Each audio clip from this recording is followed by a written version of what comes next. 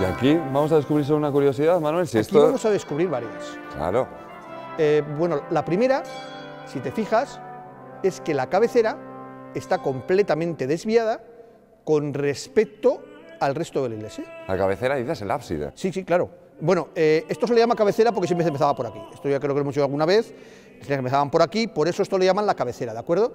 Siempre orientada al este. Siempre orientada al este y con la ventana central justo en el este. ¿Qué ocurre? Aquí no es que no cogieran el este, como ocurre, por ejemplo, con San Juan de Rabanera, que eso yo te lo contaría algún día. Aquí lo que pasa es que el terreno hace que la cabecera esté desviada con respecto al resto. O sea, aquí al lado está el cortado del río, por eso tenían que hacerlo de forma que lógicamente la cabecera tuviera que tener un cierto desvío para poder coger el terreno. Hay quien incluso quiere retorcerlo y decir que si era la cabeza de Cristo muerto, no sé qué, bueno, pero realmente es el poder coger la curva del terreno. Luego, por supuesto, la otra gran curiosidad de esta iglesia es lo que tenemos sobre nuestras cabezas, que es en este caso un cimborrio magnífico de inspiración musulmana, claramente siguiendo las líneas, por ejemplo, del que aparece en el mihrab de la mezquita de Córdoba, que si te fijas, esto lo que hacen es subir desde una estructura cuadrada hacia una octogonal. Entonces, lo que hacen es colocar esos triángulos invertidos, que es una especie de bocina hacia arriba, que permite cambiar de un plano a otro. Me estás hablando de esas similitudes andaluzas, por lo tanto intuyo que eso de románico ya no tiene nada, eso será árabe. Esto de románico no tiene nada, esto es influencia árabe, fundamentalmente porque esto era la frontera. O sea, el río Duero durante muchos siglos fue la frontera con los musulmanes y por tanto esas influencias musulmanas corrían con mucha facilidad de un lado a otro del río Duero. De hecho, hay muchos cimborrios a lo largo del Duero de inspiración tanto bizantina como musulmana, como el más famoso de todos, pues el que aparece en la Catedral de Zamora. Pero este es uno de los mejores. Aquí es curioso, lo que hacen es una estrella de David, que en el centro tiene el óculo central, que se supone que coincidiría fuera con un enorme óculo que permitiría iluminar el interior del templo. El óculo, lógicamente, con el campanario que hay en el exterior, pues desapareció y ya no sirve como iluminación. Son bastante importantes los capiteles que aparecen, que tienen incluso figuras, motivos vegetales, son muy interesantes los que aparecen como las ménsulas de apoyo de esos arcos que suben para hacer la estrella de David. Y bueno, por supuesto, este cimborrio es uno de los más importantes del románico y por eso esta iglesia tiene la importancia que tiene. Luego hay que decir que se ve toda una serie de líneas lombardas en lo que es el ábside por la parte de fuera, aparece una serie de arquillos en la parte de arriba e incluso una figura muy curiosa que aparece sentada en una de las ventanas del ábside por fuera. Hay un señor en pelotas, que además está con una mano ubicada encima de sus partes, probablemente indicando un sentido de fertilidad o quizá del propio pecado de la lujuria. Recordemos que en el románico se representaba todo, incluidos los pecados, o sea que es más que probable que fuera un indicativo del pecado de la lujuria, que ahí aparece este señor, pues con las manos colocadas sobre eso. Sobre sus partes. Bueno, vemos que está un poco erosionado, pero sí que es verdad que se puede atisbar. Se puede atisbar precisamente esa figura que aparece ahí. De todos modos, Manuel, cuando estamos hablando de estilo lombardo, la gente igual se piensa aquí que estamos hablando de la comida de la lombarda. No, vamos a especificar. Sí, estamos hablando la zona de Lombardía. De la zona de Lombardía, de Italia, perdón. Es que claro, muchas veces hablas sin darte cuenta de que la gente a lo mejor no te puede entender.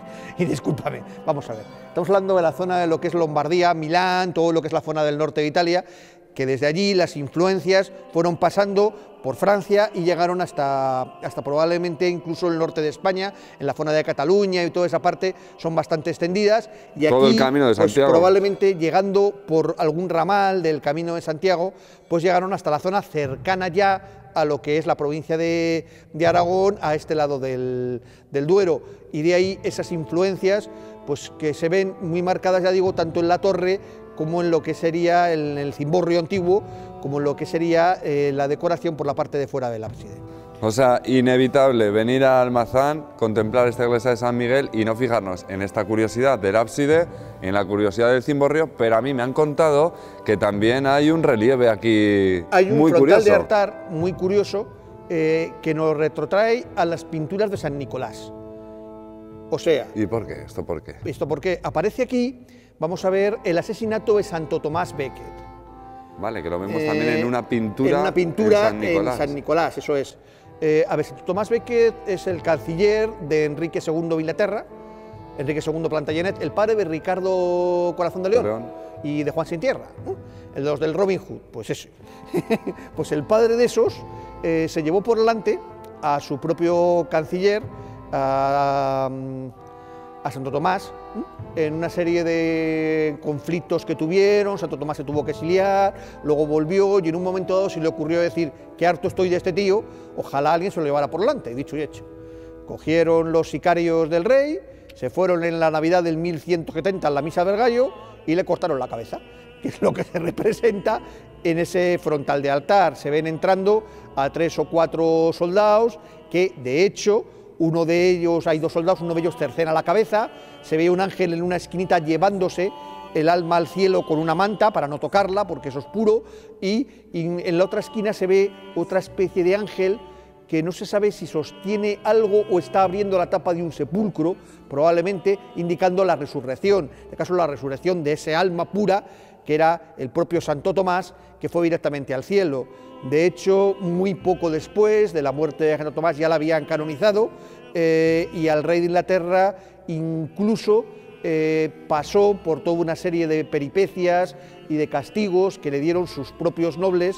Entre ellos pasaron todos los eclesiásticos de Inglaterra dándole un palo simbólico en las nalgas, con una especie de escoba, pasaron por allí todos. Ese episodio lo cuenta muy bien, es parte de la trama del final de la novela de una de las novelas más conocidas de Ken Follett, quizá su mayor bestseller y uno de los mejores libros históricos que me he leído yo, que es Los Pilares de la Tierra. Y todo el asesinato de Tomás Becket y ese episodio del paso de los eclesiásticos, pues lo refleja ahí. ¿Por qué llega a Soria? Pues porque la hija de este señor, la hermana de Ricardo Corazón de León y de Juan Sin Tierra, Leonor de Plantagenet, pues se casa con Alfonso VIII y se trae aquí toda la influencia de este santo. En expiación del pecado del padre, pues iba dejando por ahí la historia de la muerte de Santo Tomás, y de hecho pues hay 2 ejemplos muy claros. Uno, ya le digo, es las ruinas de San Nicolás, que la visitaremos también en su día, y ese frontal de altar que aparece aquí en esta iglesia, en esos 2 pequeños espacios que aparecen ahí a los lados, que son algo así como los asidiolos que hay en San Juan de Rabanera o en San Juan de Duero, que servían para poder multiplicar el culto.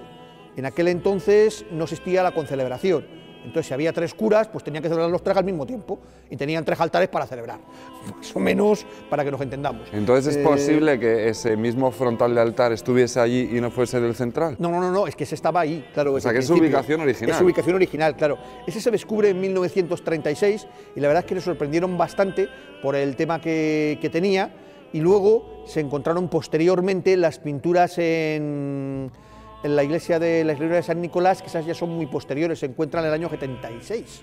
En 1976 es cuando se descubren las pinturas de San Nicolás.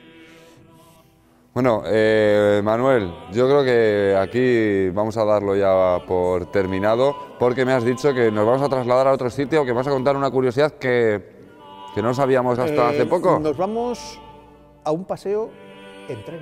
¿Un tren? En tren, sí. Bueno, no me digas nada.